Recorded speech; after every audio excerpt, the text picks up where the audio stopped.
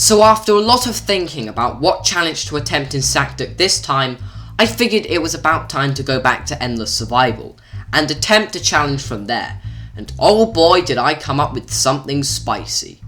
I came up with the challenge to see how far I could get in this mode by not using any guns whatsoever. But how on earth are you supposed to progress in Endless Survival without using any guns? Well, if you remember, there are actually a few weapons in the game that don't fall under that category. For example, the landmine and the monkey bomb. For this challenge, I've set up my own rules to make sure we're all on the same page with what's allowed and what's not. To progress in the challenge, I can only use non-gun weapons to kill or attack killers. If I use a gun at any point in the challenge, it's automatically cancelled. Traps and perks will be allowed in this challenge, but you won't see me use them as they are quite expensive. Holding and buying guns is allowed as long as I don't use them. Using the mystery box is allowed as well, so I can get the monkey, and you can play on private or public server if you want to try this challenge for yourself. You can make those rules a bit stricter if you want, play around with it, but I personally think they're fine. So, how far am I actually going to get in this challenge? Let's find out. After waiting for about 10 minutes to get into a public server, I finally start in the spawn area. Now, it's going to be impossible to just stay in that room for the entire first round, so immediately I go to buy the landmine, which costs 100 points. Now, the big issue that I have with the landmine is that I can only buy one at a time. If I could buy unlimited in my inventory, this challenge would be easy as heck, but unfortunately I can't. Now, when the killers start spawning, you're going to want to repel them as long as possible, so all of them come at once, and thankfully I got lucky and about 3 of the 5 killers on wave 1 ended up coming from the same barricade. You're going to want to repel them as long as possible so you can kill them with fewer landmines. Trust me, you'll understand in a minute. The thing that makes this challenge so difficult is because that landmines give you fewer points if you were to kill the killers with guns. This is because with every hit you deal on killers, you get points, whereas with landmines, they kill killers almost instantly. So, you're obviously going to get a lot less points than you would usually. After being patient though, I managed to pass round 1 without really any issues.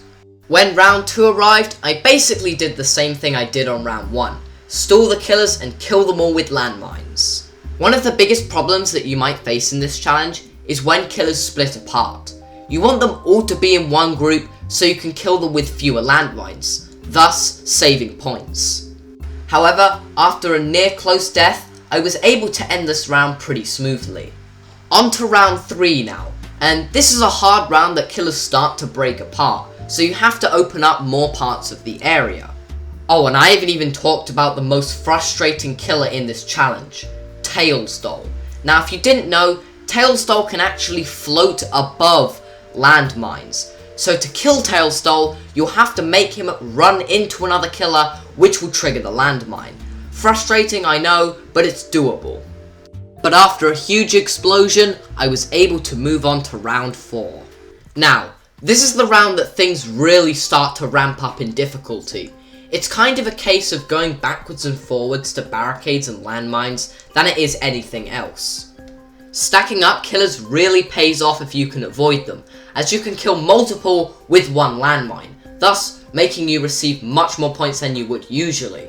You also want to be careful not to get your points below 100, because if you do, you won't be able to buy more landmines and thus the challenge has ended. Nevertheless, I managed to get to round 5. When I got to this round, however, I knew it was going to be too difficult if I stayed in that one zone. So I opened up a few doors and expanded the area a bit. Now with an expanded area, I knew it was going to be much easier to kill packs of killers with single landmines. The only issue was, I had to keep running back to the start area to get more landmines, and the killers followed me. Now, a quick point here that someone might bring up in the comments is, why am I not using the monkey bomb? That doesn't count as a gun.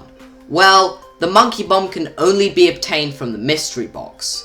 I'd have to waste 950 points, which alone is extremely difficult to get, and secondly, the monkey bomb has a really low chance of actually appearing in the mystery box at all. Moving on to round 6 now, which thank God was a Hellhound round. Now, Hellhound rounds with this challenge are as easy as they are with just regular guns. All you need to do is just place landmines where they spawn and you'll be fine. With my newly acquired points, I decided to take a risk and turn on power.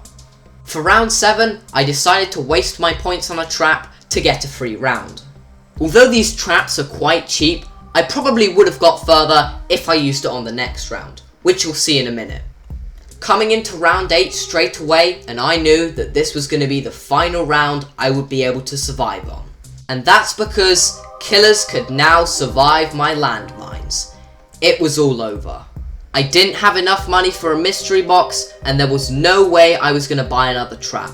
So, unfortunately, on round 8, I died, and the challenge is now over.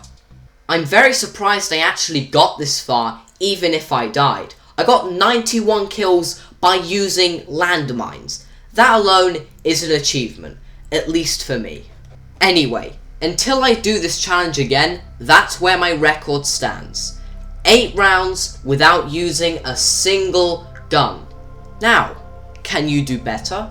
Take the rules that I've set out for you and try this challenge yourself maybe.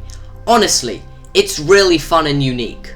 Anyway guys, I think that's going to be it for this video. Thank you for taking some time out of your day to watch this, and hopefully in the future I can do more of these challenge videos, because you guys seem to love them. But anyway guys, thank you all so much for watching, and I'll see you all later. Hope you have a great rest of your day.